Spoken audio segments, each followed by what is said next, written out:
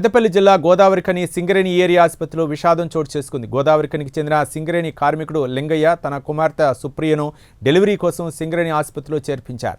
అయితే డెలివరీ కాకముందే శిశువు మరణించింది. వైద్యుల నిర్లక్ష్యం వల్లే శిశువు మరణించిందని కుటుంబ సభ్యులు ఆరోపిస్తున్నారు. నిర్లక్ష్యంగా వ్యవహరించిన వైద్యులు సిబ్బందిపై చర్యలు తీసుకోవాలని సుప్రియ బంధువులు ఆసుపత్రి వద్ద బైఠాయించి నిరసన తెలిపారు.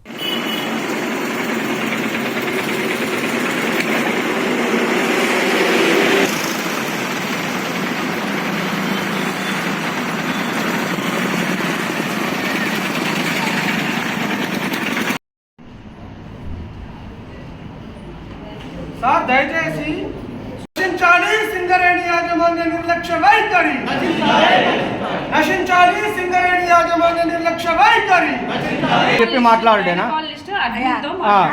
మన బిడ్డకు న్యాయం దక్కిందనే ఉందాం. 8 గంటలకు డ్యూటీకి వచ్చేటప్పటికి హ్యాండ్ ఓవర్ బేబీ లోపల డెత్ అయింది అని హ్యాండ్ ఓవర్ ఇచ్చాను.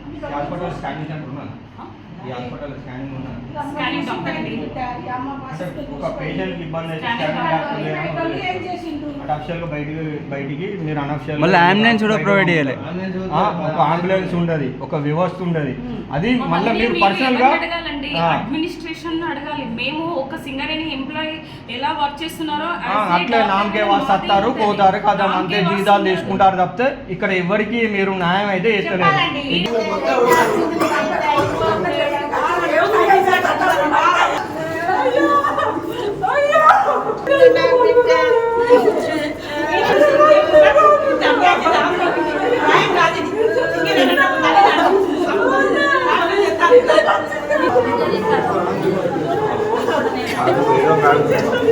శుక్రవారం తీసుకొచ్చి హాస్పిటల్ ఇస్తే మళ్ళీ తెల్లవారం 5 గంటలకు బయట పోయి తీసుకొచ్చుకోండి బస్ కదా చెప్పింది. 7కి ఇవాళ పొద్దున 7కి అనిపోయిందని నైట్ అంతా ఏం చేశారు? నైట్ డాక్టర్లు ఎటువేరు. ఇంత పెద్ద సింగరేణి సంస్థ అని చెప్పుకుంటారు కదా, ఏది కార్మికుల పిల్లలకు వేసేది ఏమున్నది? ఇలా నార్మల్ అయితే మేము ట్రై చేస్తాను.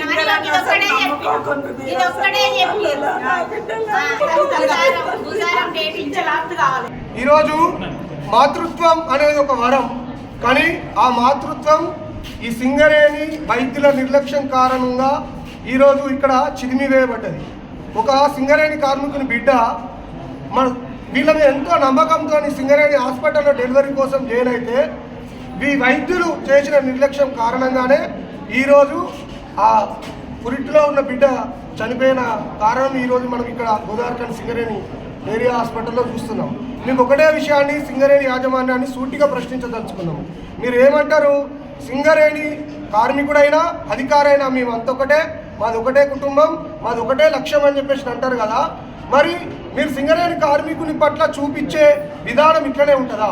సింగరేణి కార్మికులు వాళ్ళు రెక్కలు ముక్కలు చేసుకొని వేల కోట్ల రూపాయలు కంపెనీకి లాభం తెచ్చిపెడితే ఇక్కడ నుంచి సింగరేణి నిధులను తీసుకుపోయి ఎక్కడో సిద్దిపేటలో ఖర్చు పెడతారు, మెదక్లో ఖర్చు పెడతారు.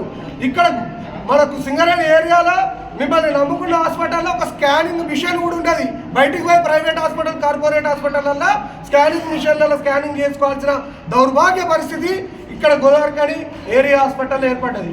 మేము సింగరేణి యాజమాన్యాన్ని ఈ వేదికగా ప్రశ్నిస్తూ ఉన్నాం, భారతీయ జనతా పార్టీగా నిలదీస్తూ ఉన్నాం.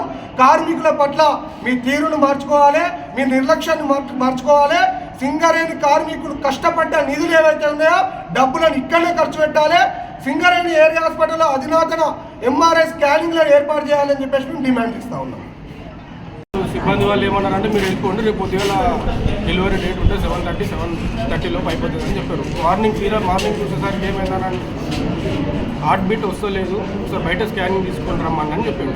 మేము బయటికి పోయి స్కానింగ్ తీసుకుని వచ్చేసరికి హార్ట్ బీట్ అయిపోయింది, పాప చనిపోయిందని టీకాలు పెట్టి ఆపరేషన్ చేద్దామని అన్నీ రెడీగా పెట్టుకున్నాక తర్వాత మేడం రాలేదని ఆపేసి 12 గంటలకు ఒకసారి చూసి 2కి ఒకసారి చూసి అలా తెల్లరంగా 5కి వచ్చేసి బేబీ కదులుతలేదు, పొట్ట టైట్ అయిందని